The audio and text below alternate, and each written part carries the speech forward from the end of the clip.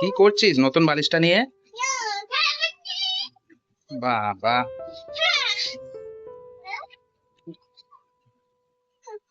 পাগল হয়ে গেছে পুরো। নতুন বালিশটাকে নিয়ে কি করছিস? বালিশটা যদি ফেটে যায় না, দেখবি মাম্মাম দেবে।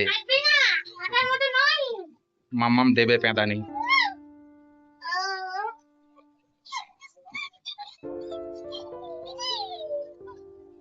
মাম্মামের পেঁদানি চিনিস তো?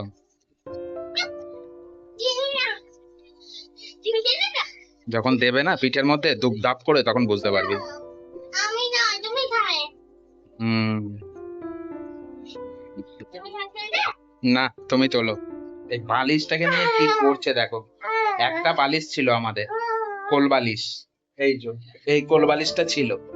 আর এইটা একটা বড় টেডি বিয়ার থেকে তুলো বের করে, টেডি বিয়ার বড় হয়ে গেছে, টেডি বিয়ারটার দরকার নেই, পড়েই থাকে।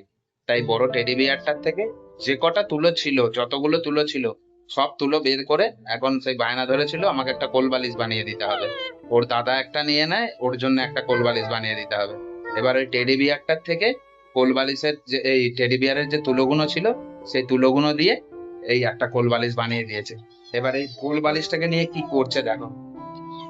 কোল বালিশটা ফাটলেই ওর মা বলেছে ওই একটা বন্ধু গেছিল দেশে, তা এখানে সুতির ভালো কোল বালিশ, কোল বালিশের ওয়ার বলো, বিছানার চাদর বলো, কিছু পাওয়া যায় না।